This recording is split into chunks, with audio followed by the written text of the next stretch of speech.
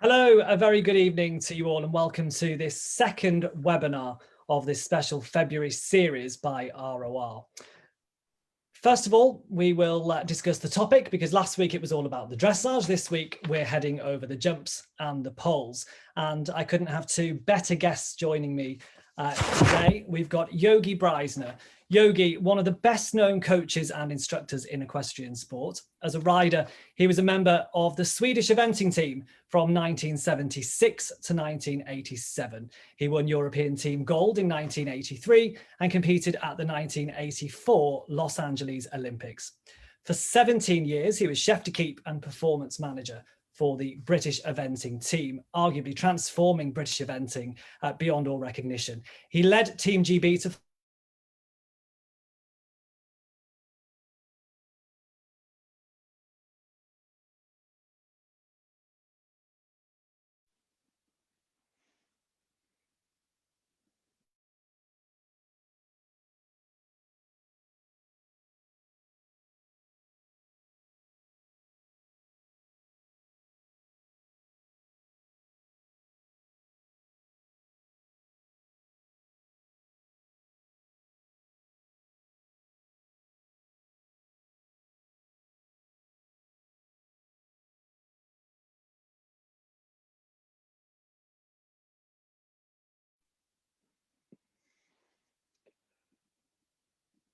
Mark, you are muted.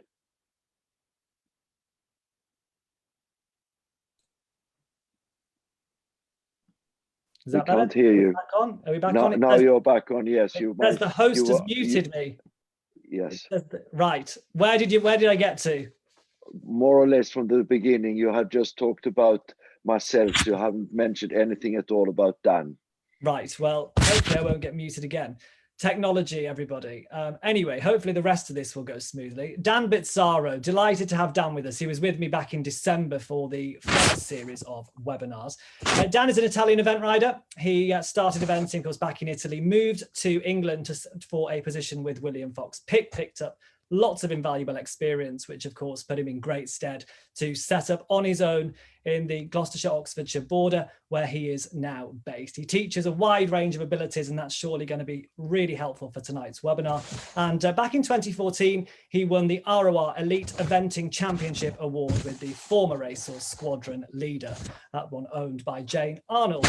He's got a real passion for the thoroughbred, which is going to come into play again here, and that's why he's such an important member of the RoR family. He now produces horses up to the very top level in eventing, and as I say, both of these guests are going to be invaluable, just like those of you that were with us last week. We had a great webinar on the dressage topic, and tonight we're talking all things jumping and eventing.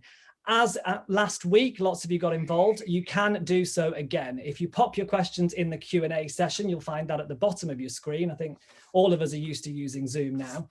So put in your questions. We've got a few questions which were submitted before the webinar. We'd love to hear from you again. So as I say, you can put those questions to us throughout the webinar and I will get to them as soon as I can at the end of the session.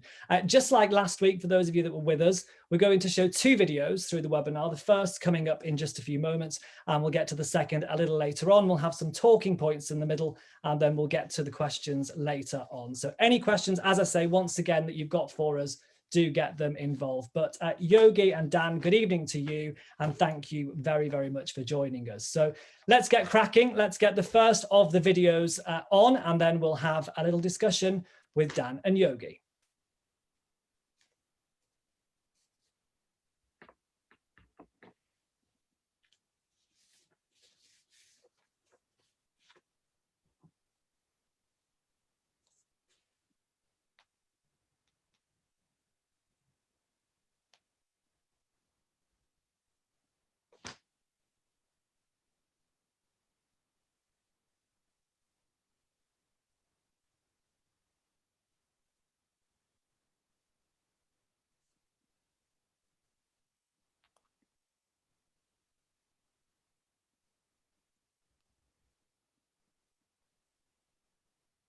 So technology appears to be letting us all down tonight, doesn't it?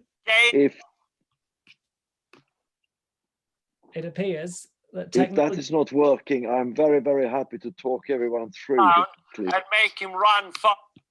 I think we're back. Probably one of the biggest steps that the racehorse needs to take from being taught all his life to go on a long, big, fast canter stride, which is going to gain ground and make him run faster, to come into a much more collected canter that is more suitable for doing a dressage test, playing polo, showing the horse in the show ring or in the show jumping ring.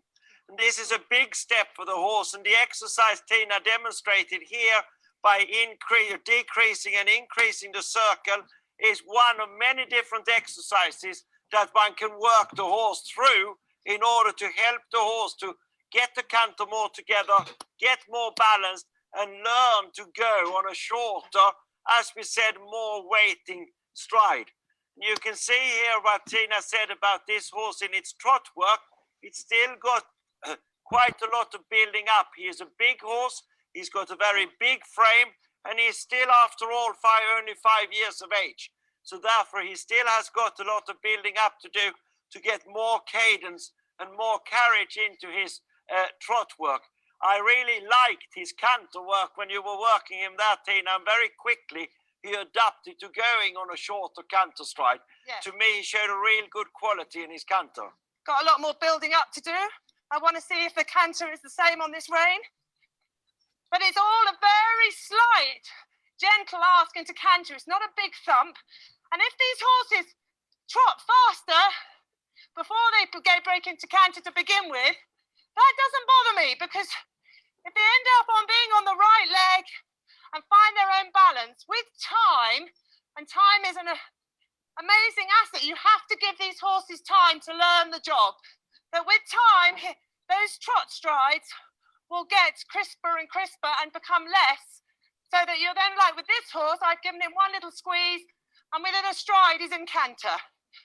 I'm testing my reins here as I'm cantering round, so that I'm supporting him and I'm not hanging on to him. I'm putting my inside leg on to get a nice shape through in his body and back to trot. Good boy. Ooh. Of course, most of us like jumping. Tina likes jumping a bit. I like seeing horses jump. And when the horses come out of racing from jumping racing point of view, it is a different ball game when it comes to pole work. Some horses that come from the flat might never have seen anything in front of them in all their life. Hurdlers and chasers, they're used to jumping things at 100 miles an hour. Now we need to slow them down, get them to settle in, get them to much more clever in the way they are dealing with the jumping problem. So, Tina, when you get a horse that come off racing, how do you go about starting introducing them to show jumps? I mean, whether they've come off the flats, you can say, well, then it's easier, because then they haven't been taught in our way, the wrong way. they've not been taught to flatten over a fence. So you just have to start from scratch like you would do any young horse. And a national hunt horse that's jumped hurdles or fences, they need to start from scratch as well to learn to jump in a very different style. All the racing, they're obviously jumping completely flat, and the slicker and quicker they jump it, the better. We're asking them to get in deep and make a shape over a fence. So that is where the word retraining really comes to its own. He's just now built a couple there. I would like to walk over that first because, again, with a horse, I wouldn't want him to go to trot to that and then get in a real muddle and trip over and frighten himself. That was fine. It was a very nice attitude that he had towards it. He wanted to go and do it.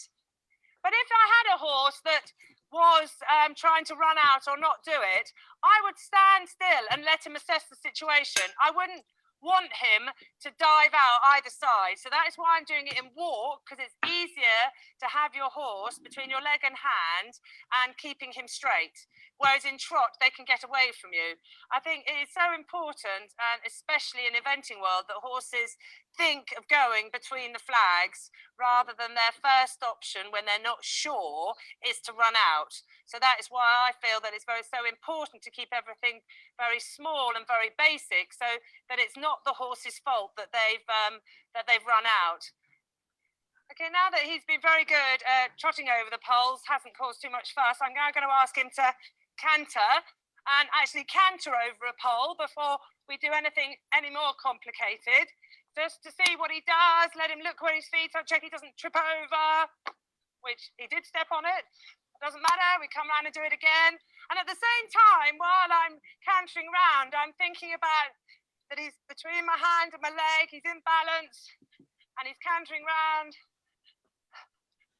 Right, and then back to trot, pick up the canter again, try him on this rein.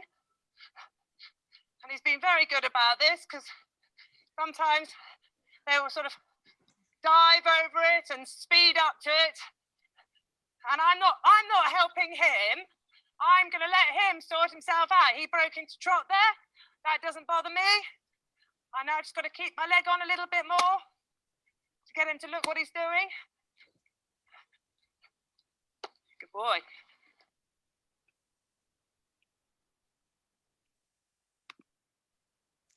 Okay, well, thank you to Tina, of course, as well for that video. Tina and the lovely grey horse that we've just seen there. Tina, of course, a good friend of RoR. Yogi, we'll come to you because, of course, that video is one that you're very familiar with, having starred in it. We're going to talk all about the canter. So before we even discuss getting over the jumps, really, just in sort of black and white terms, how important is the canter as a real basis, for setting them up for any sort of pole work and jumping work? Well, of course, all jumping, whether it's cross country or show jumping, is done out of canter. So to be able to establish a canter where the horse finds it easy to jump from, in other words, he is more collected, he has the ability to engage his hind legs in underneath his body, because those are the ones that pushes him off the floor. And you can actually adjust that canter and adjust the length of the stride and the quality of the canter and the power in that canter, because racing is very much about speed, whilst show jumping and cross country to a certain extent as well is much more about power off the floor that brings the body up in the air. And I mean, whether you are doing dressage or show jumping or eventing with a horse that comes from racing, is to establish a more collected gait, particularly in the trot and in the canter work, is the first step towards reschooling that racehorse into the other disciplines. And in terms of even just taking it a little bit of a step further, just so we're really truly starting from this kind of foundation of retraining, as many people watching this webinar will be doing, in terms of a preference when you look at a horse and assess its canter, are there particular traits that you will notice, or particular weaknesses or strengths, whether they come from the flat or the jumping? And if so, what are they, for obviously people that are watching that have got a horse from either code? I mean, in racing, the only effect that the bit needs to have in the horse's mouth is that you can stop the horse and you can steer him. Whilst in the dressage and show jumping, you are looking about that connection between leg and hand. So the horse needs to start learning to accept that contact and the bit where he starts arching his neck and working up through his back. And that is what gives you the collection and the elasticity in the body that you could then regulate the stride with when you're coming into and starting the jumping. So that would be the number one step to establish that on the flat. And then, like you saw Tina do, you start introducing the horse to something in his way, i.e. a pole on the floor. Yeah. And all horses, whether they have been racing over fences and hurdles before or never seen anything before in front of themselves, their natural reaction when they have an object in front of them is to look, to be prepared to adjust their feet, and then to avoid it. And like Tina said, that avoidance should be by going over it rather than going to the side of it. And I would spend a lot of time to begin with just getting the horse to realize that he stays on a straight line and he then avoids it by going over that object in front of him. And those poles on the floor, you can do it like you saw Tina do it in walk there. You can do it in canter over single poles, and then you can add other poles together as well, either on a one pole every stride, or you can have one pole and then a few strides to another pole. And we will see examples of that later on, I believe, as well. And you can, of course, do trotting poles. And it's that, developing then what I call eye to foot coordination in the horse. In other words, when he sees that object, how he adjusts his stride and then lifts his feet to get over it, which is the retraining that we're doing. I thought what was really interesting as well, and what was mentioned by Tina in that video, was how she said that she wasn't going to help the horse, because obviously, as we know, it's very easy. People get obsessed with sort of seeing a stride, don't they? I know we're talking about poles here, but sort of when it goes up to the jumping. And Tina was more sort of letting the horse there make mistakes almost and think for itself. How important is that, Yogi, in your view, as sort of a coach? To me, the rider is responsible for their own position on the horse. In other words, they sit balanced and they sit in the right place. And that will help the horse to balance as well. And then the rider is responsible for the pace, the speed, if you like it, and the rhythm and the quality of the canter. That all comes into that word pace. In other words, you ride at the pace that is suitable for what the horse is going to jump. And then the rider is responsible for the direction. In other words, the steering, the straight line into the jump, etc. The horse's responsibility is to jump. Naturally, the rider can help the horse with his adjustment to the fence by either shortening him up or lengthening him out, etc. But the more the horse, particularly in the early stages, learn to look for its own stride, the easier it is later on in life. Absolutely, and particularly when it all goes wrong, and you need them to. I mean, actually, anybody that's watching racing at the moment, Shishkin is an example of a horse that just seems to sort of fiddle. He seems to have that eye for the fence, or you can certainly find that fifth leg. In jumping, we sorry for interrupting, but in jumping, we very often talk about the fifth leg, and the fifth leg is that one that saves you. Yeah. It's that one that comes out when we are in trouble. And if in the early stages you allow the horse to look after himself, to make his own mistake, then you are more likely to develop that fifth leg. So that when you are at full speed cross country, or you're in a jump off of a show jumping round and you turn a tight turn and the distance to the fence is a little bit wrong and so on, the horse has got that self-preservation to do something about it. Absolutely. Dan, I'm sure you're somebody that's perhaps experienced a horse that's needed to pull out a fifth leg at a fence across country.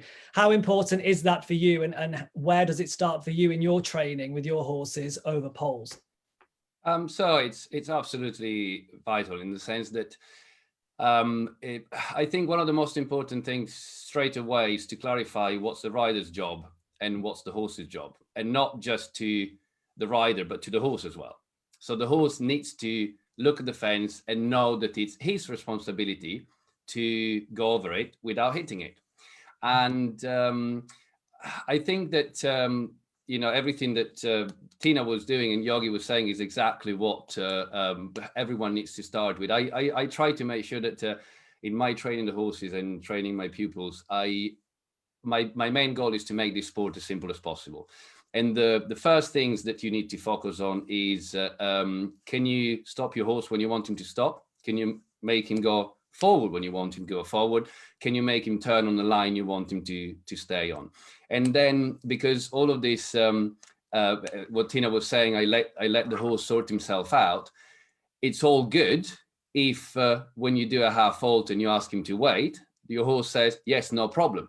But if your horse doesn't listen to the half halt, that means that if he wants to run, he just runs, and he's not going to understand what he needs to do. So of course, that's why the flat work is always the most important part of the training.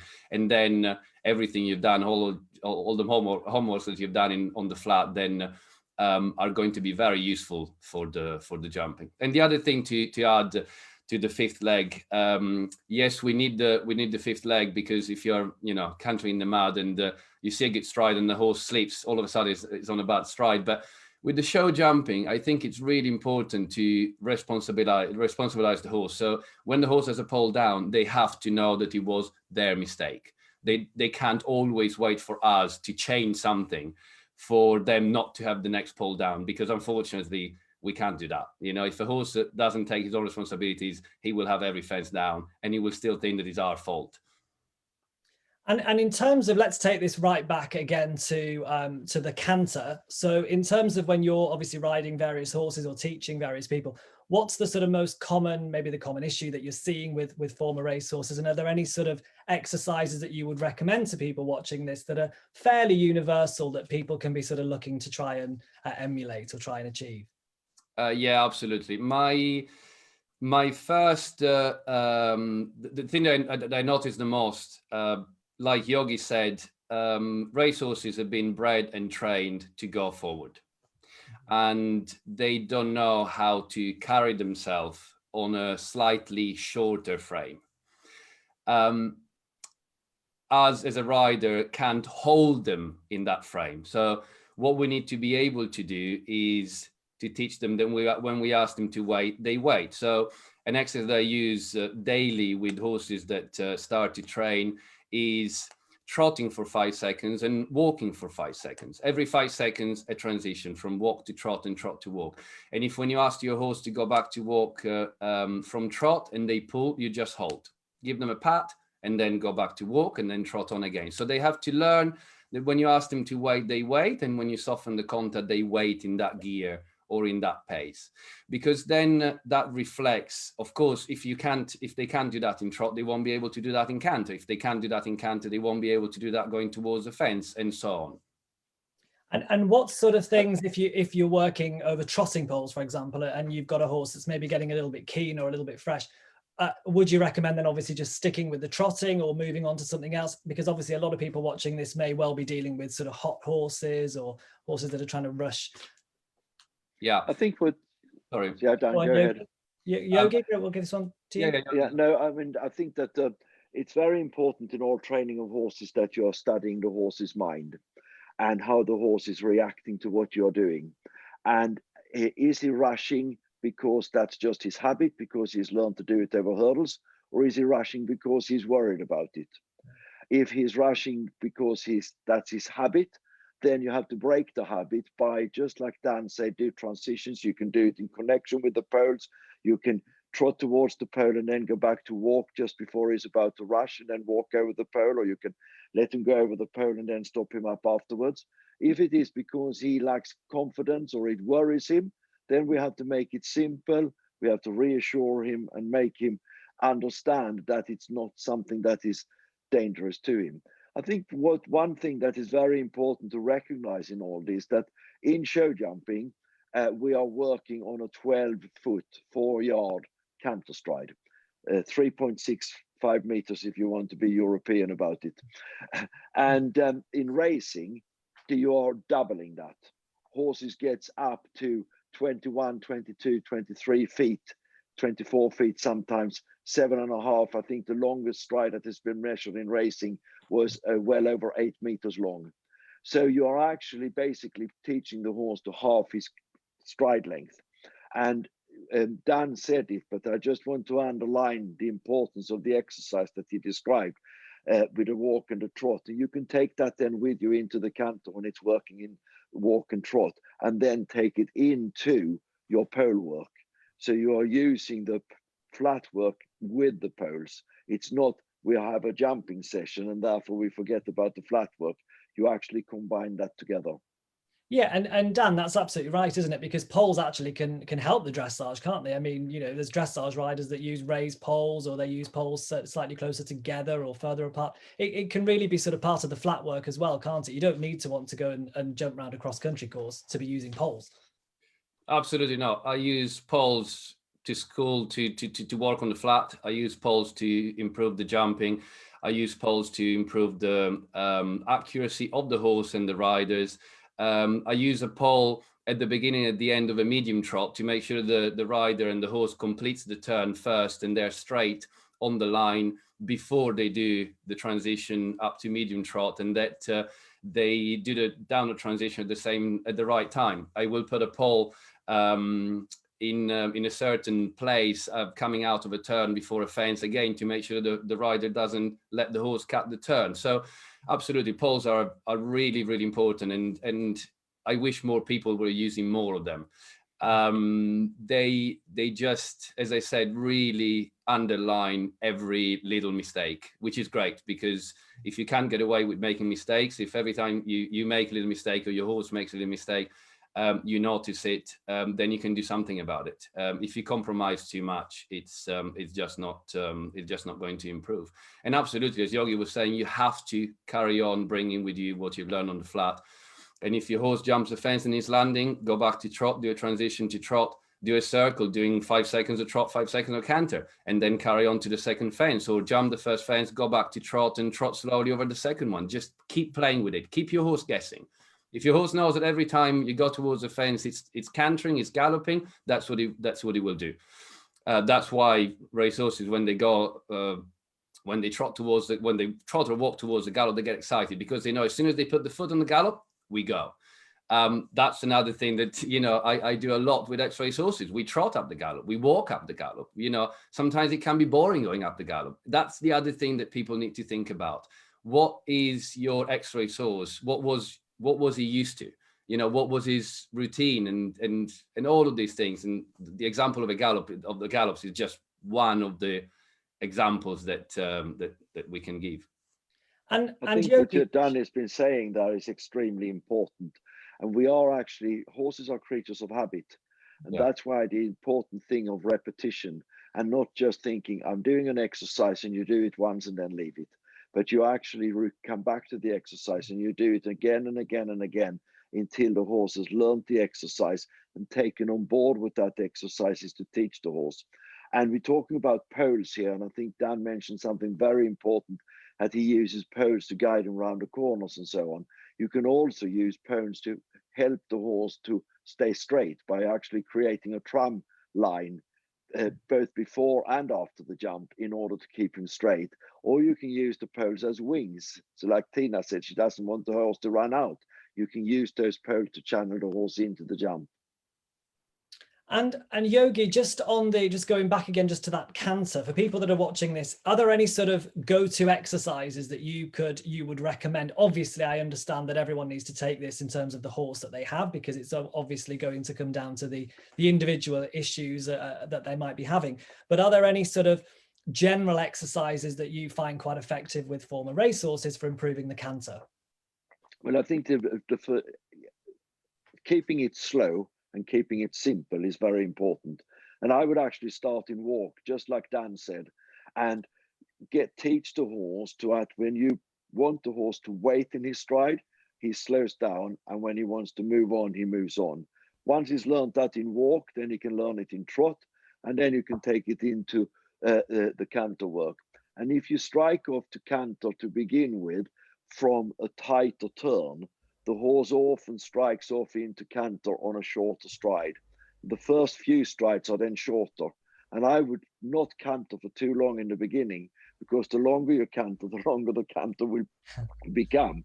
So therefore, do your transition, canter for a little bit, and then go back again. And once the horse can do it nicely from trot to canter, then start doing it from walk to canter. and working on a circle, and then actually say roughly a 20-meter circle, and then you change the rein through 2 half circles through the middle of the 20-meter circle, so you actually make a shape of an S. And if you actually strike off to the new canter lead just as you change the rein, it becomes easier for the horse to go into the correct canter, and it's easier for him to do it on a short stride. Because quite often horses that have been in training have learned that when you go into canter, you go into a specific canter lead. It has a little bit to do with which rein they come onto the gallops, and so on. And they can very often develop a habit of, say, be very good into the left canter, find it more difficult into the right canter. And then that particular exercise with the circle is very, very good.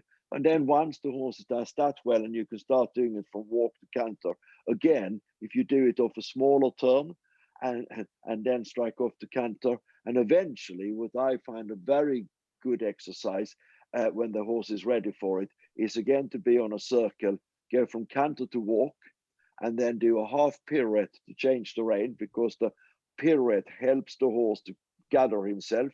And then you strike off to the new canter lead, canter for a little bit, and then back to walk again. And if one has the facilities to lunge, it's not a bad idea to actually do some canter work on the lunge without a rider, because then the horse might find it easier without having to carry the weight. But the same principle goes there, short and sweet.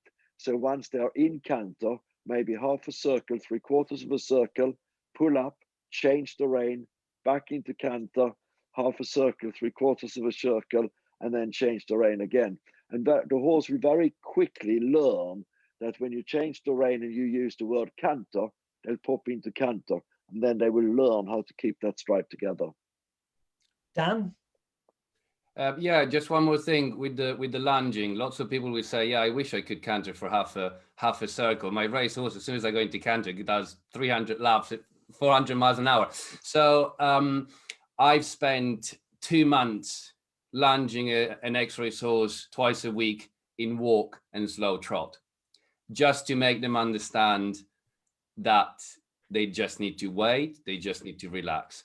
When they do it comfortably, when they do it without even thinking about running, then you go up into canter. And again, it depends a lot from what facilities you've got. If you've got a lunge pen, it's a lot easier because you're in a contained space. If you can lunge them with the 2 lunge lines, one that goes behind the horse, so you kind of long drain them and then lunge them with the 2 lunge lines, you can do a lot more because you've actually got brakes. You've actually got the right rein and the left rein. So again, when you ask them to wait, it's not just your voice that they might not know what it means when you ask them to wait with your voice. Yeah, I think that lunging is a very, very, very important thing for them. It just needs to be approached in the correct way. And as I said, if your horse is not ready to canter because it runs away, don't canter. Just until your horse is actually waiting for your voice command to canter, just keep it boring, keep it slow, keep it boring. Yogi? And Dan's idea there with the 2 reins is a very, very good idea. And I would say probably 99.9% of all racehorses have been used to being driven on 2 reins and lunged on 2 reins, because it's very much part of the breaking process of racehorses. So that wouldn't be anything new for a racehorse to actually have the two lunge lines in that sort of way. And it gives you that little bit more control. And then again, like Dan is saying, time and patience. That's what the essay. Time and patience, absolutely. Just before we go to the next video, actually, there are a couple of questions. I know we're doing questions at the end, but I think it might be worth just putting these couple to you now while it's sort of fresh in everybody's mind. Elizabeth asks about lunging aids and whether you would recommend using side reins as a sort of balancing aid at all when you're lunging over poles. Either or. Yogi first, then Dan. Again, it depends. If you start out completely afresh, the horse might not have been used to having some of those restraints, even though there are quite a few racehorse trainers these days that would ride their horses at exercise on bungees and straps that keeps the horses' heads in. but certainly it is a good introduction to have side reins or a bungee or something like that, to just introduce the horse to that type of contact that we are looking for, that I described earlier, and to start to encourage him to get into the shape which brings his back up and brings his frame more together, because it makes it easier for him to shorten up. But just make sure that when you do put them on, you put them on very loose to begin with, so you don't get a reaction in the horse's mouth, because that could lead to him panicking, and then you have set yourself back. So I would introduce it very, very gently. Great. Elizabeth, I think that's answered your question. Dan, there's a question specifically for you here, and it talks about, you mentioned that the horse needs to learn that he's responsible for clearing the fence, or the poles in this case. Any tips on how to do this? So I suppose this raises the question, the light plastic poles or the wooden poles.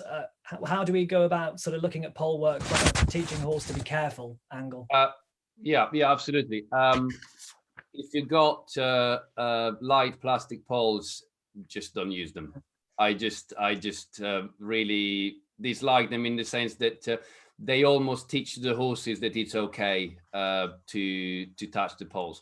And of course, I'm not saying bash the horses, use poles with spikes, absolutely not. But at the same time, when a horse touches a pole, has touches the pole, they have to feel that they made a mistake. Otherwise, if as soon as they breathe on it, it falls, they won't even notice it. That's the main thing. I think there are lots of people that confuse their horses not being careful with their horses not knowing how to be careful and how to clear in the fence. That's a problem that I've seen a lot with X-race horses. So let's go back to what we said. They've been trained to push forward, okay? So if your horse has a pole down and he tries really hard to not have that pole down, what will he do? He will just try to push harder. The problem is that he's pushing in the wrong direction. So the harder he tries, it's ridiculous to say that, but the harder he tries, the harder he will hit that pole. Okay, so the first thing that you need to ask yourself is, can my horse push up rather than forward? So again, we go back to everything we've been saying until now. They need to be able to little by little carry a bit more weight on the back end. They need to be able to little by little to give themselves time before the fence. In my video, you will hear me saying 100 times, let the fence come to you. That's one thing that I just repeat all the time to everyone and myself and my horses, because that's one thing that race horses don't know. They've been trained to not let the fence come to them, but them go towards the fence as fast as possible and go over it as fast as possible. That's the perfect recipe for a disaster when a horse is trying to jump a fence and it's trying hard, because the poles will be in the way. So slow everything down, trot over 1,000 fences, because little by little your horses will understand how to push forward, give themselves time to spend in the air. That's another problem. Race horses have been trained not to spend time in the air, as quickly as possible over the fence and off you go. We need them to spend time in the air. If you look at a show jumper, a good show jumper, when they jump, it looks like time slows down. It looks like they jump in slow motion. That's how they can develop a technique. Race horses don't know that. X-race horses that we retrain, they have to learn to give themselves time to spend in the air to develop a technique. Well, so that means everybody with plastic. Very wise words. And just to add to that apart from the technique that Dan was talking about, the other thing which will get horses to be more careful and take more responsibility for the fence is to get the horse to look and study the fence in the right way. And that you can help by the construction of the fence. So if you give them plenty of ground line, that might help. A nice sloping fence might well help. Even putting V rails on the front bar can help the horse to just focus his vision, which will then encourage him to develop that eye for the fence, and over time give himself more time to actually clear the fence. Yeah, Great advice. I think Dan might have talked himself out of a sponsorship deal with a very well-known plastic pole company, though, perhaps. No. They do heavy ones as well. So okay. I'm just not buying the light ones. And to be fair, they're a lot cheaper. So actually, I'm saying to people to spend more money with them. Okay, nicely done. Okay, thank you very much, you two. We're going to move on now to the next video because that takes us up. And this is a video where we are going to see Dan recite his favorite phrase of "Let the fence come to you." Let's watch the video. Don't be afraid of let them make a mistake. One thing, make sure that you've done your job. And then if they make a mistake, they can learn from it. It's not a problem. But make sure that you don't try to do everything, because then if something goes wrong, you don't know where to start to fix it. Okay, so let's make it easy. Let's think about those 2 or 3 things. Quality in the canter that makes you focus on half holes if the canter is running away from you, but immediately, or a little support with your leg if you're losing the canter, and correction of the line. So if my horse is drifting left, I support with the left side, with the left leg. If my horse is drifting right, I support with the right side. Little by little, what you'll understand is that what you see is that your horses won't need lots of corrections. Little by little, they will become independent. The corridor with your legs. Create the corridor with your legs. Create the corridor with your legs. Every time it tries to drift right, shut the right door and then relax. Same with the left door. Let the fence come to you. Good girl. Again, reorganize and circle.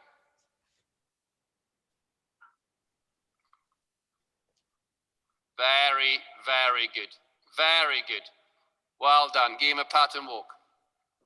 Okay. So what we're going to do now is start the course like we did it last time, with the left rein over the upright, right rein over the second upright, to then come and canter up the line, upright, skinny, upright, turn right, and jump the upright in diagonal from right to left and from left to right. So left rein over the yellow upright, round back to the grey one, turn to come and jump the line, and then right hand turn at the end, diagonal over the skinny, from the right to left, come around me, diagonal over the skinny from left to right.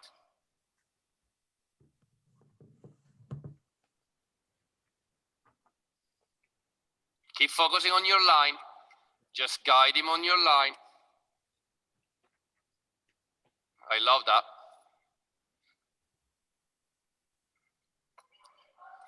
Just wait and straight. Keep thinking about that. Wait and straight. Wait and straight. Wait and straight. Wait and straight. Back to trot. Canter on the right, canter lead. Look where you're going. Look where you're going. Look where you're going. Once you're on your line, just keep thinking, wait and straight all the way, wait and straight. Don't make him do it. Just keep thinking, wait and straight. Back to trot, chain right. Super, get ready. Let's do it. Look where you're going. You need to look where you're going to make sure that you know where your line is. And once you're on your line, then it's easy. Good boy, really good. You're a big pattern walk, really good. Well done. Super job. Do you agree with me that when you think about the right things, it is easy? And you feel that your horse knows exactly where he needs to go, even if he actually hasn't walked the course. That's what's the whole point. You know, as soon as you turn to jump the line, he knew that that was the only way. That's it. Very good. Keep thinking about riding what you've got, not what you think you'll have, and be accurate with your lines. Do a circle, do a circle, do a circle, and then jump down the line. It is a bit tight there, so if you need to do a circle, don't worry about it. Look where you're going. Look for your line. Once you've got your line, just think about wait and straight. Don't push him, don't push him, don't push him. He needs time to assess it. Yeah, very good. Look where you're going. There is one line. Wait and straight on that line. Wait and straight on that line. Very good. Back to trot. Take your time. Use the space you've got. Look for your line. Don't rush him into the fence. Let the fence come to you. Good boy. Very well done. Excellent job. And the temptation of pushing our horses, it's so strong. We have to learn to control it. We have to learn to control it. As I said, you would never push me down that step if I was scared. You would make sure that I'm confident. You would make sure that I know what I'm doing and where I'm going. Do the same with your horse. Very good. So I think that was a great video. We should actually say thank you to all of those horses and riders. And we should also point out they were in the good old days where we didn't have to socially distance as well, just in case anybody's wondering and thinking that we're breaking the rules. We're not. That was the good old days. Anyway, Dan, brilliant video. Absolutely loads to take away from some of the things that you said. Of course, you came out with your favorite phrase. But I think before we get to the sort of picking out bits of the issues those horses and riders were having and how we can look at them, when you start off building up from poles to jumps, is there an exercise in particular that you would recommend to our viewers that you would sort of progress up to generally? Yes, definitely. I always start trotting over a trotting pole, a pacing pole, and a small cross pole, a very small cross pole, with a ground line. The main thing, as Yogi was saying, is for the horse to focus on the right thing. So you hear me saying in that video a few times how important it is that there is only one line, and that's the most important thing. Can I do that trotting over a pole? Well, the answer is hopefully yes, if you're thinking about jumping. Now, can I do that trotting over a pole and a small cross pole? If the answer is yes, then little by little you can build up to an upright, and then you can build up to an oxer. One thing that people always, one thing that always shock people is how slowly horses can trot and go over a fence. Lots of people think that horses need speed to jump a fence. They don't. It's the difference between impulsion and speed. What is impulsion? Energy. Speed is one way to use the impulsion. Okay, so a dressage horse is doing a piaffe passage. It's probably got the same amount of impulsion of a race horse who's winning the Grand National. It's just used in a very different way. A horse, a show jumper that is jumping the wall at the Puissance d'Olympia, again, it's got probably the same amount of impulsion. It's just used in a very different way. So absolutely, just trotting slowly. The placing pole gives the horse help to organize his feet to take off. The trotting pole, sorry, the placing pole, the ground line helps the horse to understand when to take off, to give himself enough space to be able to clear the fence. And then again, see what again, you hear me saying, ride what you've got. If you land and you've got a horse that is balanced, you don't need to do much. Don't hold just because you think, oh, you know, he's an X-race horse, he's probably going to run away. Well, what if he doesn't? So let him make a mistake, and then if he makes a mistake, you correct it. And I think just go into that a little bit more, that sort of expression, which I think is very, very good, ride what you've got. What do you mean by that absolutely sort of explicitly for our viewers? Yeah, so I always make sure that I don't let my brain take over too much, in the sense that our brain is set up to save us. Okay, so if you've ridden lots of horses that are strong and tend to run away, you're probably going to ride every horse like that, even if he's not actually running away. So you see lots of people riding with a lot of hand, with the contact always really strong. Go back and look at Tina riding that horse in the circle. She's not holding the horse. She's doing a half halt and she's letting go, pretty obviously, luckily, in that video. So that's what, again, I say to myself and to my pupils 1,000 times. Half halt, let go. Do an action and let go. Do an action with your legs, with your reins, with your seat. Get what you need to get, and then stop doing it. Because otherwise you're going to end up gripping with your legs and holding on your reins the whole time. Do you really need that? Actually, most of the time you're doing more damage than anything else. So just make sure that you focus on listening what your horse is telling you. If he's running away, yes, do a half halt. If he's not running away, soften the contact. That's what I mean with ride what you've got. And Yogi, that's an expression and a sentiment that you definitely share, isn't it? Definitely. I mean, I know Dan from before. We haven't actually sat down and planned what we were going to say here this evening, but we see and we think very much the same. I think when I train horses and riders, I keep saying to riders, there is one big difference between you as a rider and your horse. And that is that you as a rider have a choice. The horse hasn't got a choice. The horse will do things and he will do it instinctively. Your choice is how you react to what's happening and what it's doing. And that is just what I think Dan means in that sort of way. And I would agree 100% of the introduction to the jumping. And yes, we will get some horses, race horses, particularly the ones that has jumped fences and gone over hurdles, that might land off a fence and then run away afterwards. And then we have to teach them not to do that by sitting up and in a quiet way, just stopping them up and getting them to listen to you after the fence.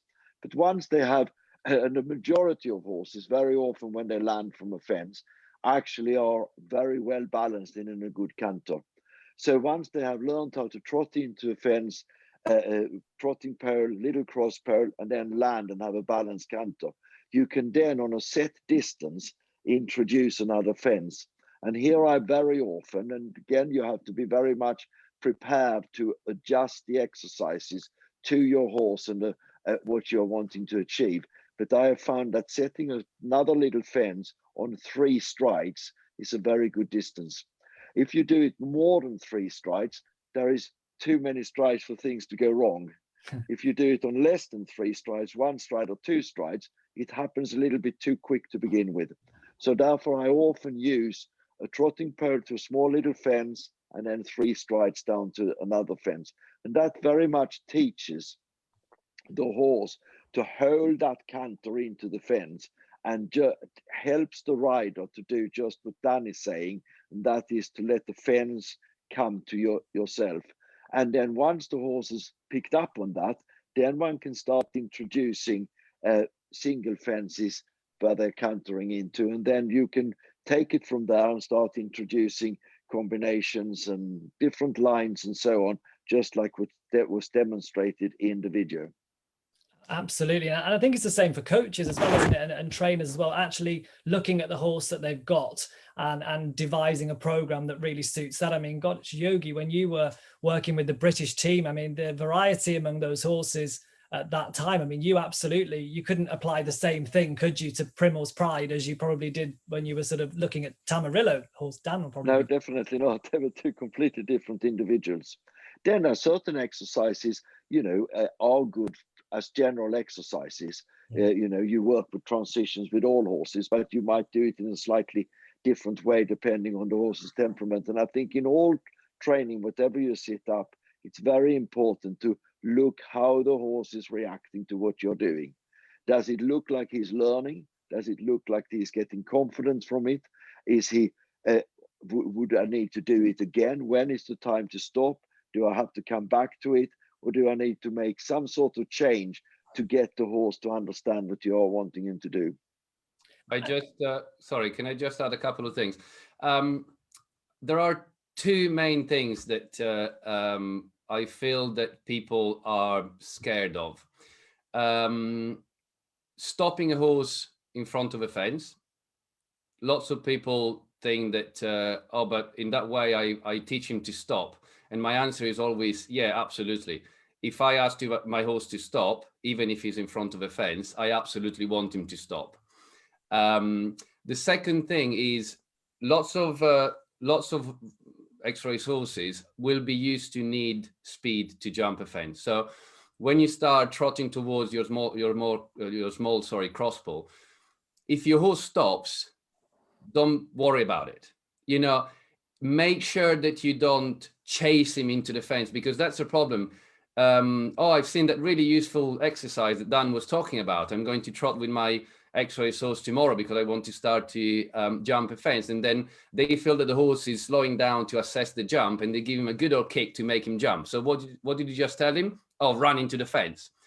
I much rather a horse that stops and assesses the fence and waits for me, rather than a horse that runs and jumps the fence. At the same time, I much rather to jump my first fence. Again, like Yogi was saying, when you introduce the second fence, if I land and my horse is running, I will make him halt in front of a fence. And that's not going to teach him to stop. It's going to teach him to stop when I ask him to stop. That means that it's going to teach him to wait when I ask him to wait. And we saw a very good exercise for that is to have two fences set out on a much longer distance, and you jump the first fence, and then you stop your horse halfway between, and then you move forward again and jump the next fence. And that way you are actually teaching what Dan is asking for, and that is for the horse to wait for the instruction, and you teach the horse to listen to the brakes. But not only that, once you have stopped and you then go forward again, the horse has to answer the leg to, in a sensible way, go forward and jump the second fence. Absolutely. Good advice. Dan, just back to that video as well. Obviously, there were a couple of things that popped up which our viewers might experience. So how important are things like the canter lead? Should you really be worried if your horse is landing on the incorrect lead, if it's got its head up in the air going to the fence, if they're quite tense, hollow? Any of these things would you be too worried about, or would you just stay focused on the straightness to the fence, the rhythm, and sort of work things out later on with regards to things like canter leads? So with regards to things to canter lead, I would normally address it when you got time to. I wouldn't try to do a flying change. I would always go back to trot and then pick up the new canter lead. And the reason why lots of people might say, oh, but I'm not quick enough to realize whether my horse is on the correct canter lead or not. What I always say to them, if you land and there's something that you're not happy with, just go back to trot and pick up canter again. Because in that, it's a win-win situation. Even if your horse was on the correct canter lead already, well, you rebalanced him anyway. If your horse was on the wrong canter lead, well, that's great. Then now you're on the correct canter lead. If you're jumping a line or a dogleg turn, again, if the canter is balanced, keep the canter. With every horse, it doesn't matter what level they are. If the canter is balanced, I worry a lot more about that rather than the canter lead. Of course, if I land from a fence and I need to turn right and I got lots of space, I would probably go back to trot and assess that. For what concerns the horse running and being against the bit and sticking his head up, again, that means that the horse is running through the bridle, so I would halt. I would probably do a couple of steps to rein back, give him a pat, do a pick up canter and do it again, or simply go back to walk or trot and trot over the fence. My goal is always to feel that I can soften the contact the last ride before the fence. If I feel that if I do that, my horse is running, I should be doing a halt. I should be addressing that. Any preference in terms of type of fence that we're dealing with here? Cross poles, oxers, off a turn, on the diagonal? Any sort of preference with regards to the type of fence? I mean, it's cross poles are always useful because again they make the horse tend to focus in the center of the fence. When you start to introduce uprights, always use a ground line, a good ground line, not just a pole in front of the fence. I mean, a foot and a half, 2 feet. It's never enough. Don't be afraid to give them a lot of ground line. And again, it teaches them to just give themselves space before the fence. And when they see that having a bit more space, giving themselves a bit more space, then they don't hit the fence. They're like, hold on a minute, okay, this helps me. So if you train them with the ground line, when you go to competition, the ground line is not there. They're so used to having that ground line there, giving themselves space that then you don't actually need to always have the ground line. Again, when you introduce oxers, make sure that again the fence is inviting. Don't make them too square to start with, because all of a sudden they have 2 poles they have to focus on, the first pole and the second pole. So and again, let them make a mistake. Sometimes they won't cover the second pole. They will learn from it. Sometimes they will hit the first pole. They will learn from it. So just go steady, little by little. If fences are close to a turn, of course, they're a lot more difficult to jump because the horse has got a lot less time to rebalance himself coming out of a turn. At the same time, jumping fences on circles is a very, very good exercise, because you teach them to, again, stay on the same line, take off and land on the same line and carry on turning. It's an exercise that it's very difficult for X-race horses. Even just cantering over a pole in a circle, they find it really hard. So again, just repetition, repetition, repetition. Yogi, anything to add? Yeah, on that? I mean, I totally agree with that. And I kind of a question for Dan, but I find often that if you have riders that are not experienced riders, or riders who finds it difficult to actually assess the fence and see a stride, and therefore start interfering with the horse, the longer distance they have from the turn to the jump, the more time they have to mess it up. Whilst if they are, like Dan said, on the circle or coming through a turn for a few strides, they have less time, and the turn often helps to keep the horses together and the canter stride together. Yes, it can unbalance them if the turn is not ridden correctly, but it often helps the stride to be shorter, so then the rider can move from the turn into the fence. But it is finding a happy medium. If it's too short, then it works against you. If it's too long, it could work against you. Yeah, I try to simplify that. And again, wherever the fence is, if your horse is running at it, you just hold before the fence. That's it. So if and one of the things that I always clarify is the fact that that seeing a stride, it's something that will come. It comes at some point. Riding lots of horses, jumping a lot of fences, you can't force it. And even because what people don't realize is that seeing a stride is being able to see the future and being able to change the future. Because what you need to be able to do is relate to the canter that your horse has.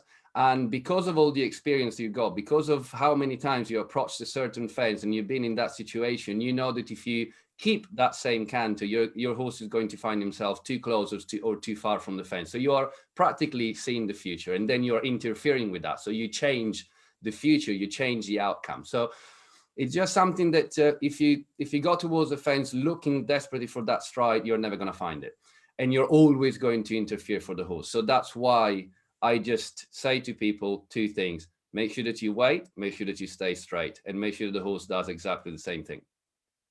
And I think to add to that also is that the expression of using seeing a stride is probably a wrong expression, because seeing a stride has a lot to do with feel. Yeah. And sometimes if I have a rider that has the bravery, if you like it, to do it, I will ask them to shut their eyes when they come through the turn. Yeah. And if you ask a rider to shut their eyes, I would say that 98 times out of 100, the horse will meet the fence on a good stride. Yeah, I agree. It's fun, isn't it? The less you do, the better it is. Absolutely. Let the fence come to you. Yeah. The fence come to you brings us back at full cycle there. But there's a balance actually, isn't there, as well? Because obviously I understand both of you saying about waiting and time and taking things sort of steady almost. But there is a balance, isn't there, as they then progress up the levels, that we also need to make sure that we're not sort of holding back too much. We still want to be thinking in a forward sort of rhythm, don't we? We don't want to be thinking backwards either, sort of thing. So it's a balance. Dan, first. So it's just one principle that you need to understand and that your horse needs to understand. Whichever gear I ask to my horse to be in, the horse needs to stay in that gear. Yeah. So how do I teach him that? Waiting for me in walk. And then I develop the trot, and then I develop the canter. Once the horse has understood that, I can be in fifth gear and my horse will stay in fifth gear. I can be on a forward canter because I need to jump a line on 5 forward strides, and my horse will just keep that gear. That's the problem. You've got the problem when you are in third gear and your horse is trying to go into fourth gear. When that's the feeling, that's when you feel that you have to hold everything together. When you train your horse to respect the half hold, if your horse says, oh, I want to go up to fourth gear, you say, no, wait for me. And then you relax and your horse just waits for you. At that point, you can go in whichever gear. Again, you see good riders going around a cross-country course. Well, most horses, some horses are particularly forward going, but most horses are just in a very balanced. Again, you see William Foxpit going around the course. It never looks like he's pulling or kicking or chasing them, because he's done all the training, all the schooling. And If you ask the horse to be in a certain gear, the horse just stays in that gear. Yogi? Absolutely. I mean, we are very much talking about progressive training here. Yeah. So the horse is coming out of training. The number one thing with all training is to assess what you've got. Has the horse jumped before in his life, or has he run over hurdles? Has he run over fences? Is he a 4-year-old? Is he a 7, 8-year-old? Is he a 10-year-old? What sort of background has he had? And then, just like Dan is saying, we actually develop the buttons in the horse. We develop the start button, the stop button, the steering button, and then we start working on the horse physically so that the horse learns how to handle his body away from what he has done as a racehorse into what we are doing, show jumping, dressage, etc. And in all training of horses, it does start with the horse's temperament and then the horse's physique and how you're actually training and developing the horse. And once you have established those buttons and you have established that basic that the horse can go in whichever gear you want to and jump a single fence or jump an ox or whatever, then once you start looking at going into competition with your horse, then you need to look at the competition rules and see what is required of my horse of the level that I want to go in to compete. If I'm going in to jump a class that is 70 centimeters, yes, my horse needs to be able to jump 70 centimeters, but he also might have to be able to jump a 1-stride double, a related distance of 4 or 5 stride, a curved dog leg. He might have to be able to go from a vertical to an ox or to a vertical again. And those things you then introduce into your training. The same as if you want to go eventing, you have to look at what type of fences and what type of combinations and lines the rule book states that you will get in the competition that you're entered. How skinny will the jumps be? Does he have to jump a corner? Does he have to jump a log into water? Does he have to jump a bounce? Does he have to jump a rail before a ditch and things like that? So you put that into your training so that when you come to the competition, the horse has seen just about everything that he can be expected to get on that course. That way you can go into that competition in a confident way, and the horse can go into that competition in a confident way. You're confident in that the horse has seen what's going to be thrown at him, but you're also confident that the horse is going to listen to your instructions and be able to steer and ride the horse at the pace that is suitable for the different questions, because the horse doesn't walk the course, you do. Absolutely. I'm going to bring in some of our questions from viewers now, because this actually links in with that conversation, because talking about speed and shapes that horses make over a fence. And one of the big problems, of course, or most common problems we seem to see is, especially hurdlers, they do struggle when they come to the show jumping, don't they? I mean, we've seen in the eventing sort of world now, there's a lot of very good former racehorses that we're lucky enough to have. We've got a former Grand National winner that's eventing now, and of course we've got horses like Safed RoR that have come out and gone eventing. The phase, without doubt, that they all seem to universally find sort of more tricky, I suppose, would be the show jumping. And Danielle recognizes this because she asks, is there a way to create a more bascule jump with a neater front legs and a better shape from a former racehorse? So this, of course, all about that sort of very traditional flattening over a fence and how it doesn't always appeal, or doesn't always sort of suit the show jumping. Yogi, we'll start with you and then we'll bring Dan in on this one. Well, so in racing, and I do a lot of work with racehorses to teach them to jump better from a racing point of view. And what you are looking for there is that they basically take off like an airplane and land like an airplane.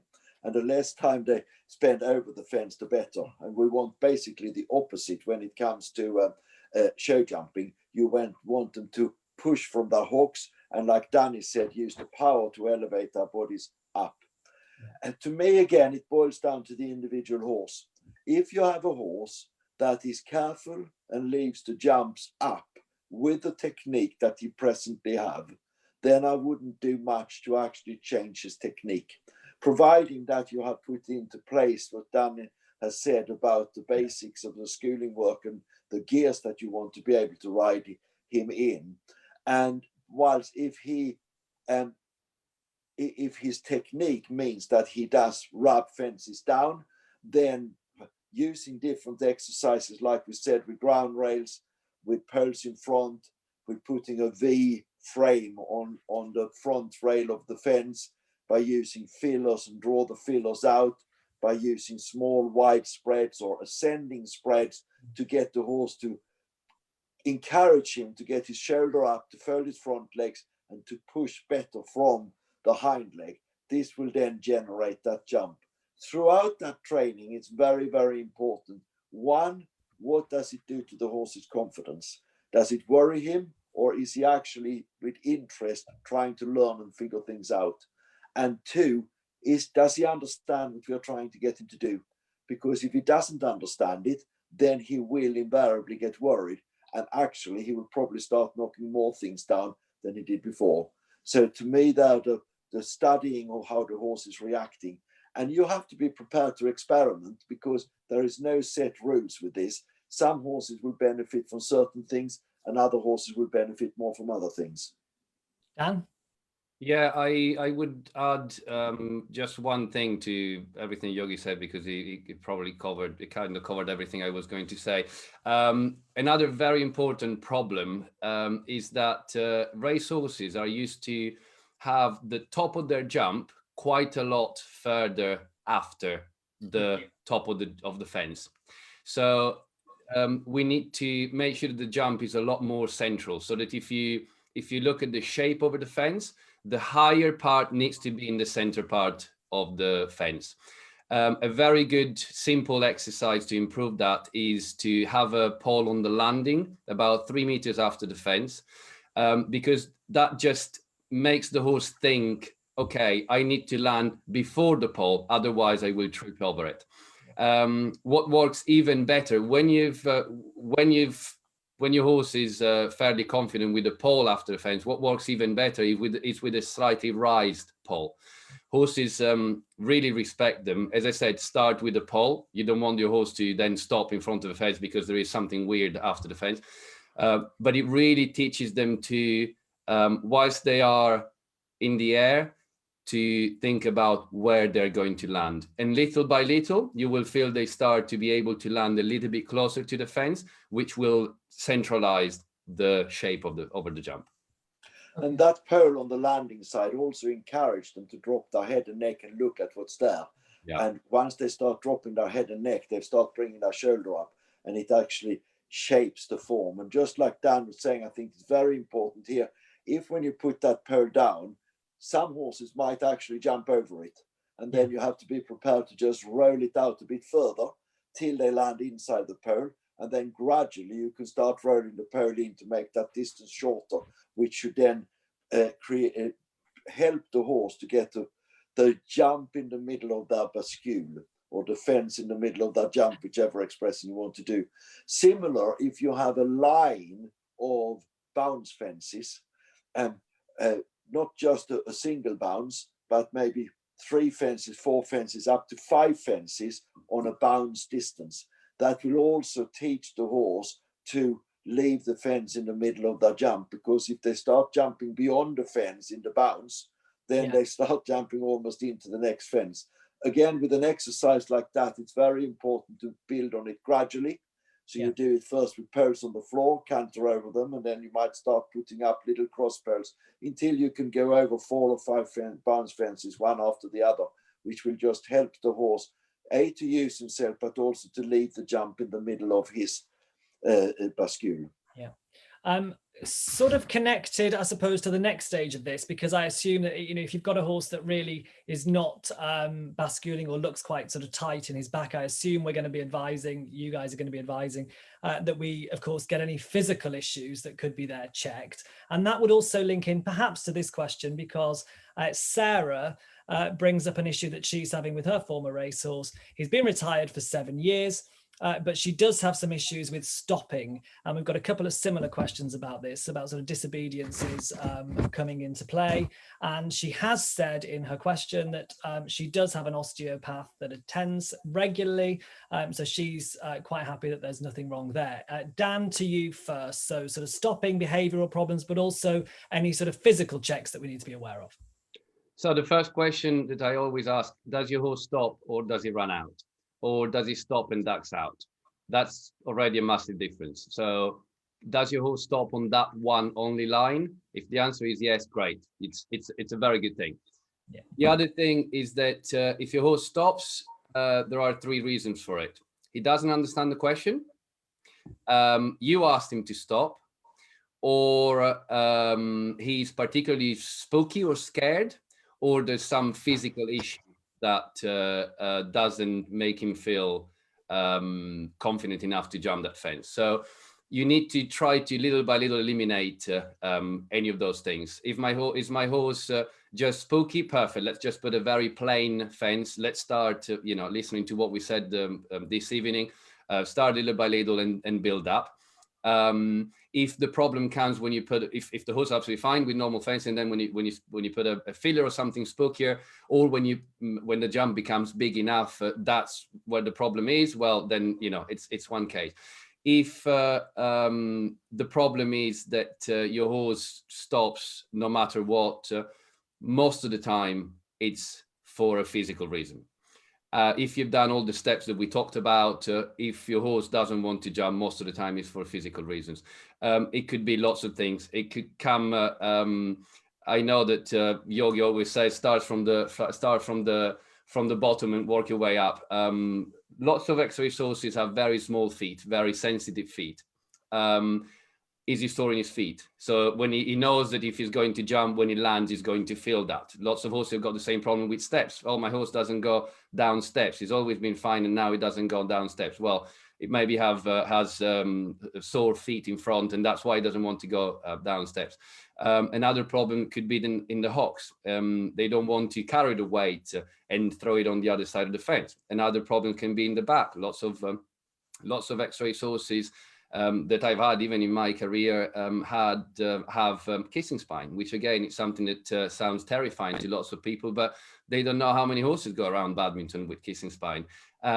If you know if you find out that's a problem, there are lots of treatments nowadays that work really well. So lots of time try to ask for a second opinion from a different perspective. Maybe call a vet. That is a very experienced vet that has never seen your horse.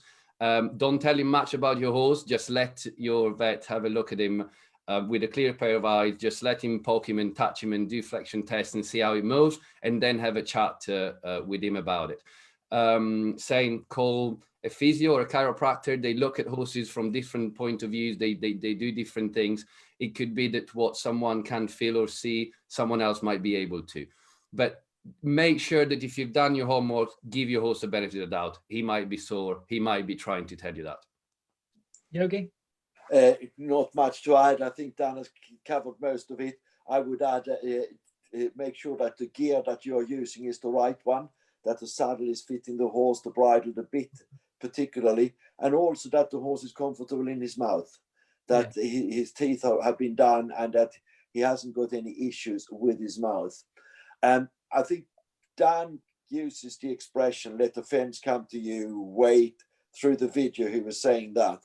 And one of the things that I experience often when a horse is spooky or for some reason is not taking the fence on, the rider starts getting a bit desperate. They start sometimes over pushing, so they are kicking almost too hard and they're flapping too much. And in the process of doing that, they lose their balance. And they lose their balance by coming forward. And as soon as they tip forward, they end up being ahead of the horse's movement. And then it becomes much, much more difficult for the horse to jump. So just it's nothing wrong with, if your horse is stopping, that you get a friend to video yourself. And just look at where you're sitting yourself and how you're acting with the horse going into the fence. I think Dan's video was very good. I thought both riders sat very, very well to the fence with their leg forward in a good balanced way. But just have a look at yourself and see, am I in balance with the horse? Am I in a position to help the horse when he's spooking or a bit hesitant with the jump? Am I in the right position to steer him if he's trying to run out? And of course, there are some horses who are going to be naughty, who are going to put in a stop or running out simply because they are being naughty with you. And then you might have to take them to task about it. You might have to rails up, or be quicker in your steering, or give them a little tap with the stick to say, come on, you can go and do this. But that comes as a last resort when you have done all the other analysis of what's there and what the reason could be. Okay, a couple of questions about starting young horses, actually. What age would you consider starting this work program? I assume we're going to have all sorts of different ages with horses coming from racing. And a couple of questions as well about, would you always start sort of grid work, pole work, jumping from trot regardless? I mean, I think it was Lorna Clark, wasn't it, Yogi, that said she always used to jump out of water in trot because you could never miss going up a step. I think it was Lorna Clark that said that. So how would you start, Yogi? Well, I mean, it is when a horse is trotting, he's always got 2 legs in the ground at the same time. When he's walking, he's always got 3 legs in the ground at the same time. Whilst when he's cantering, he has, of course, a moment when he's suspended in the air, because that's the canter stride. And that, of course, means that you have got slightly less control when he is in that motion. Also, in walk and trot, everything is happening slower. So the rider and the horse has got more time to react, whilst in the canter, it's that little bit quicker. And the canter movement, it throws the rider's balance more than rising trot do, or if you are walking into the fence. And how early do you start? From my point of view, if you do things in the right constructive way, this is not obviously retraining racehorses because they've had a career before, but there is nothing wrong with giving foals, yearlings, a little loose jump and getting them introduced to jumping in that way. And if you have the facilities to loose jump, there's nothing wrong with loose jumping horses that comes out of training and launching them over a jump to begin with as well, to get those things that Dan has been saying. Again, like Dan has said, I like to keep things simple. So I would very much start with single fences rather than endless grids and gymnastic jumping. To me, I teach them the language first and the grammar second. So in other words, I want them to be able to go down to a fence, first in trot and then in canter, and jump the fence in an uncomplicated way. As I said before, yes, sometimes it helps to trot in over one fence and then have the 3 canter stride down to the second one. Once they have learned that, I would canter down to a single fence before I would start complicating things too much. But people have different ideas about this, and the bottom line is you have to adapt it to the horse that you're dealing with at the time. Dan? Yeah, it's the main reason why you start from trot and walk. It's that the horse has got more time to assess the question. When we start to drive, going at 5 miles an hour feels like going at 200 miles an hour. Okay. Lots of people think that speed is going to make your horse jump. Well, can you imagine if the first time you drop the car, I told you, well, you can drive at 200, you have to drive at 200 miles an hour. I mean, you'd feel like you're a terrible driver. You will never be able to drive. And that's how lots of horses feel. You know, you're just making me go way too fast. I haven't got time to assess the question. I'm not doing it. One of my rules with, in particular, 2 types of fences, ditches and steps down. If my horse can't do them from walk, of course, small steps, small ditches, my horse doesn't know how to jump down, pop down a step. My horse doesn't know how to jump a ditch. And that's just a rule that I've always had. And lots of people don't agree with me. And I've had lots of people that don't agree with me coming back after 2 years telling me, oh, actually, now I understand why you were making me do that, because now that I'm jumping novices and the ditches are big enough, or that I'm jumping novices and the steps are big enough jumping in the water, my horse doesn't jump. And you know why? Because he doesn't know how to do it. Until yesterday, he's done them because he was just really genuine and they were small enough and he could just pop over them and it was okay. Now they're big enough and I've got a problem. So what would that person need to do? Go back to do them from walk. So you might as well do it the first time. For what concerns the age, I completely agree with what Yogi says. If a horse comes up out from racing, the main thing is for me is not the age. The main thing for me is the strength.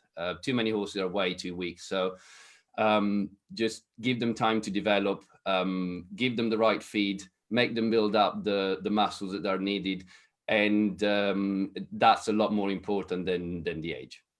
Okay, and staying with age, but on the other end of the scale, Yogi, we'll start with you. A couple of questions about older horses, exercises that you should avoid. When should you stop doing pole work with older horses? I mean, I imagine that's, again, a bit of a question that's open to interpretation. You, of course, again, just to talk about some of the legendary horses you've worked with, over to you. It's still going. Yes. I mean, as a lot of people will say, age is just a number. And I would certainly not look at the horse and ask how old is it. I would look at the horse and see how is it carrying its age, how is it in its body, etc. If they start getting a bit jointed, then you might want to do less jumping, less training. You know, if I have a horse that is a bit jointy, I wouldn't send him down a line of 5 bounces, because that's quite punishing on his front legs and his joints. You might want to keep things more in a straight line than going around the turns. And once the horse knows his job, then you don't necessarily need to go down through all of these various things. Then it's just a little reminder every now and then to keep his jumping muscles going and keep his eye in. And let's face it, after all, we do ride horses and we work with horses because we enjoy them and we enjoy jumping. So therefore, we might want to jump ourselves. Just don't get too carried away with that, so that the horse actually gets tired and sick about it. And it is very much a balance on that. To just put together, and I like people often likes to have exercises to do, and to combine in what Dan has been saying all evening, really. One exercise that I quite often do is that I have just one fence. I might start with a pole on the floor and then build it up to just a small little fence. Depending on the horse's experience, one can put it into height. And I would come into it in trot, jump it, and then I would stop in a straight line afterwards. I would have constructed a fence so you can jump it either way. I would pat the horse on the neck, I would turn him round, I would walk him forward into a few trot steps, or if it becomes a canter stride, I wouldn't mind, pop over the fence, land, pull up on the other side, relax the hand, pat him on the neck, turn round. And when you do that a few times, it's amazing how when you turn, the horse almost drops his head and neck, pricks his ears and says, "Where is my fence?" And then he starts wonderfully drawing into the fence on a waiting stride, and then it gives you the control afterwards. Dan? Yeah, totally agree. I couldn't care less about how young or old the horse is. I've ridden horses that were 10-year-old and they felt 100 years old. And it wasn't a racehorse, but there's a horse that I used to compete a few years ago. I started actually competing when he was 16 or 17 maybe, because the owner was too scared to do the step up from novice to intermediate. So I rode him for a year and I stepped it up to intermediate. And then she eventually took the ride again. Anyway, she did her first 4-star last year. The horse is 23 years old now. So you can find lots of examples like that. Listen to what the horse is saying, look after it as well as you can. Make sure that you get to know him, because as Yogi was saying, they need to be managed correctly. So if your horse has got any problem that needs to be managed, just make sure that you have a professional helping you with managing the problem, with managing the exercise, the amount of exercise, the type of exercise, what surfaces to work them on. If your horse has got problem in his feet, don't go and run him at 300 miles an hour on hard ground. You know, if the ground is too hard, don't run him. Save him for another day. It's an old horse. He knows his job. He doesn't need that event. He can probably do the next one. Yeah, absolutely. And anybody the reference to Over to You, of course, was Jeanette Breakwell's horse. And anybody that wants to see an older horse that's still absolutely going, follow Jeanette on social media. And I think he's 32, I think he is, Yogi, isn't he? Something like that, yes. And he's still being ridden by working pupils. And I think that just really shows, actually backs up a couple of the things that you both were saying in terms of the sort of keeping them in order right across the board, health-wise, and keeping that sort of longevity and that horsemanship. Right, a couple of questions are going to be quite quick because we're running over a little bit. So these questions, there's a couple of them relating to relaxation in the canter work, how you can try and promote relaxation through poles. So there's a couple of those questions really about sort of tension and worry. So Dan, we'll go to you first. Yeah, again, a horse is never going to be relaxed if he pulls your arms out. You have to be able to let go, and you have to be able to let your horse carry himself. Until the horse does that, he will never take a deep breath and relax. Remember that race horses are used to pull on the bridle and go faster and faster and use the weight of the rider's hand to lean on it and carry on pushing forward. Yeah. So you have to make them understand that that's not the case. They need to learn a little bit to take the contact in a very relaxed way. For me, the most important thing is for them to learn to carry themselves, and then they take that contact. Using poles to make them relax. With some horses, of course, you need to, with every horse, you need to make sure that you can have a relaxed canter without poles in the way. And then you have a chance that your horse will relax with poles in the way. So again, never be afraid to start and stop. It's not that when you start to jump, then you have to jump for the whole session. You can jump and then go back to work on your flat work on your circles, relax your horse, do your transitions, and then maybe come back to that line and jump it again. And if it's working great, you can carry on. If your horse is getting excited, don't just say, oh no, I'm jumping, I need to jump. No. Just forget about it for a minute, relax your horse, do your, again, flat work, do your circles, do your transitions, and then carry on the session. Okay, Yogi?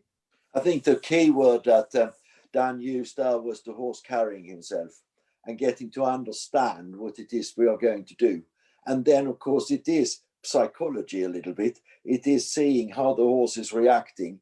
And sometimes just by going on and repeat it again and again and again, will get the horse to settle and relax. And other times you might have to make a change. And again, depending on your facilities and what you have available, but that's sometimes where you might even have to jump off the horse, lunching for 5 minutes, and then go back on again, and then do a little bit more. And sometimes you might have to stop and let the adrenaline settle down in his body, and then pick him up again, so that he does, rather than just knocking your head against the wall. And it is a matter of experimenting a little bit on what makes that horse switch off and what makes that horse relax. But the key word is very much that he learns how to carry himself and learns how to accept the aids from the rider, because that is what will help him to relax more than anything else. Okay, I'm going to split these questions. One's coming to you, Dan, one's coming to you, Yogi. The first one to Dan, well, two questions combined. They talk about your own position when you're doing all of these exercises. Any tips on how to perfect your own jump position, or anything that you should be mindful of when working through poles? And another one, which is a slight sidestep, but actually we had a couple of questions on this last week. Any tips or instructions on how to perfect the half halt? I hear lots of people talking about half halt, but nobody tells me how to do it. Yeah, of course. So let's start with the first one. Just two really simple things you need to think about. Your upper body needs to grow taller every stride. Your legs need to grow longer every stride. Imagine your body as a tree. Your upper body is the trunk that is carry on growing taller, and your tree will just tend to carry on growing taller. Your legs are the roots, so they just get deeper and longer, and that's what you need to do. If your upper body is as tall as it can be, then you'll do lots of other things right. Your back will be straight, your shoulders will be open, you won't let your head go down. If your legs are as long as they can be, well, they won't be tense, they won't be tight. You will allow your weight to go all the way to down to your heels. And that the weight on your heels is a very important thing for the jumping position. If you're not relying on your stirrups to be balanced, you're probably going to rely on your knees. You will be gripping with your legs, therefore your lower leg will go back, therefore your upper body will be drawn forward. So just think about those two things. For what concerns the second one, the half halt, okay, just think about what half halt is. Half halt, half of a halt. Which half? The first half. If I do the second half, would my horse halt? If the answer is no, that half halt is not good enough. So the reaction you're looking for is what I call that down behind. So all you're looking for with your half halt is a drifting of weight on the back end. Okay, so half halt is not just my horse is slowing down, it's my horse is slowing down, drifting the weight on the back end. And again, if I don't feel that, hold. And then rather than do the whole hold, just do the first half. That's your half hold. Okay, excellent, brilliant. Yogi, the question for you, Yogi, I will let you comment on that, but I'll just give you the question just because we're pretty short of time. That's fine. A couple of questions about bitting, if you could, but yeah, respond to Dan if you want to, and then give us. No, that's fine. That will add. You asked the question about bitting. Yeah, bitting. Yeah. The question, we've got a couple of questions. They're all sort of much of a muchness. Any advice or recommendations on the type of bit that you would go for? Should I be concerned about a horse that's pushing against a bit? Should I try different bits?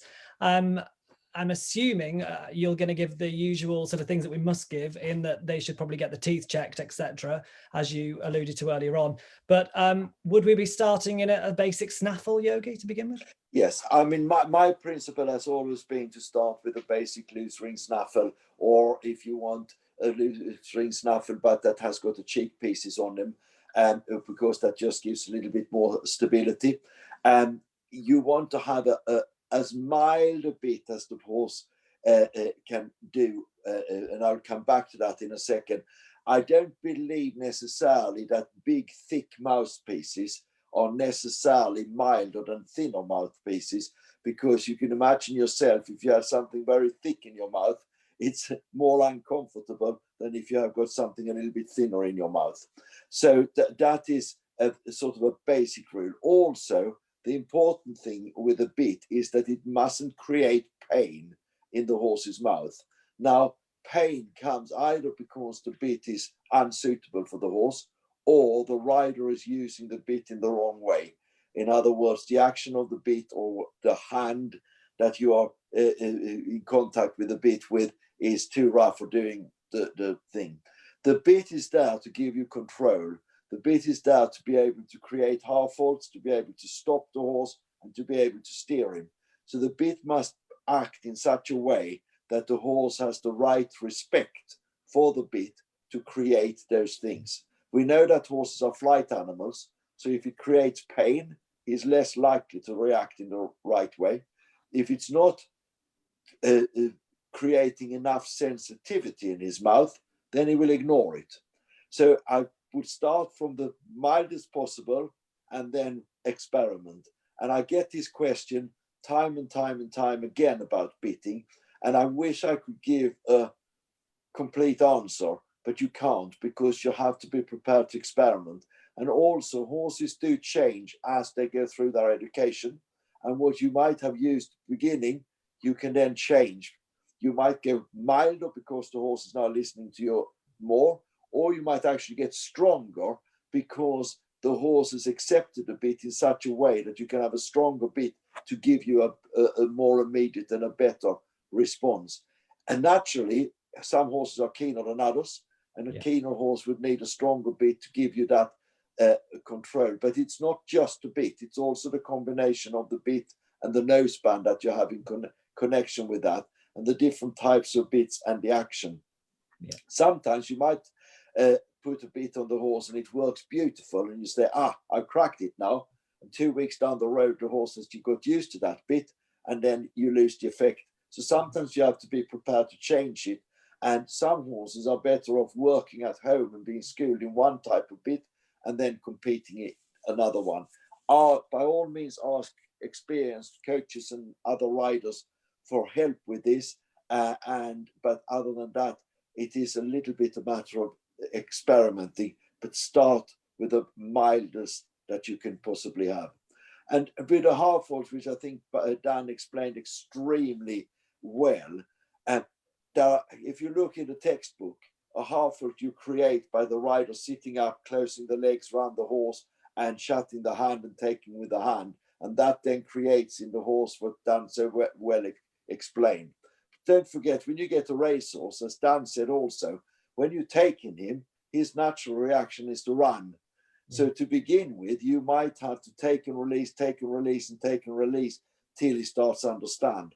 And once a horse really do listen to the half halt, sometimes it is enough that the rider just grows taller and the horse will come back and wait. And if you're galloping very fast into a cross-country fence in a forward position, then it's just the hand that might create that weightiness and the half vault. So the technique of the half vault does vary a little bit to what you're actually doing. Absolutely.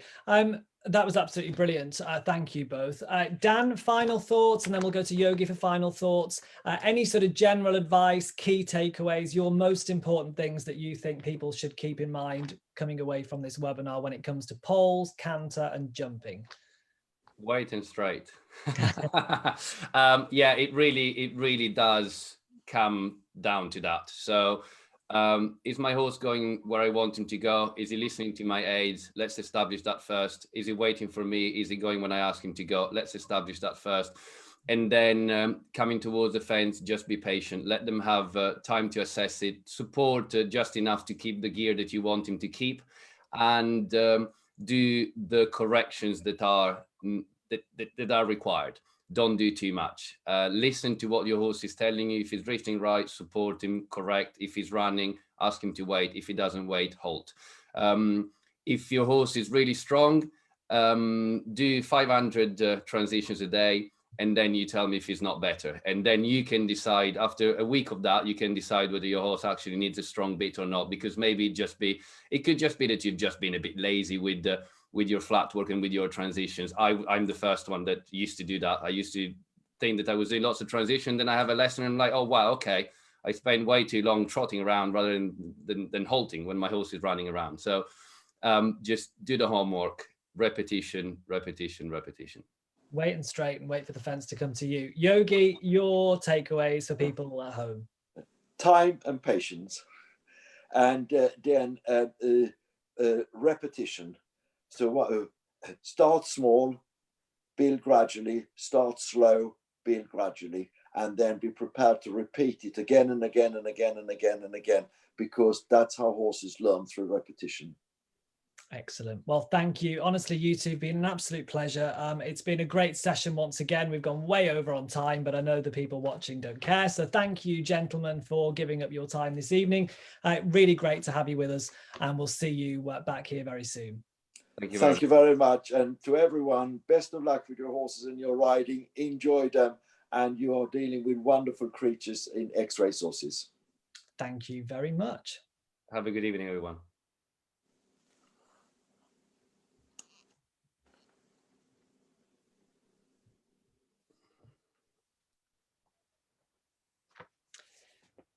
Well, RoR has plenty of opportunities if eventing is something that you're looking to go forward with. The Elite Eventing Performance Award is perhaps one of the greatest targets you can add to your calendar. But if the cross-country fences aren't your thing, then you can go for the show jumping, the RoR show jumping series, again coming with the very top achievement of the Elite Show Jumping Performance Award, but plenty of championships as well, supported by British Show Jumping too. Well, next week we take things a little slower. We're going to the showing world. So we'll be talking all things in hand, working hunter, ringcraft, and I'm joined by 4 guests. So it's going to be really busy, and I'm really going to have to keep an eye on the time. Next week, we've got Richard Ramsey, David Ingle, Lucinda Cavendish, and Helen Newbold. So do be sure to join me at 7 p.m, Wednesday, the 17th of February. And in the meantime, you can find out more on the RoR website and social media channels. This session and last week's sessions will be live on social media, so keep your eyes peeled on the RoR social media pages. And from me, Yogi and Dan, I'll see you next week. Have a very good evening.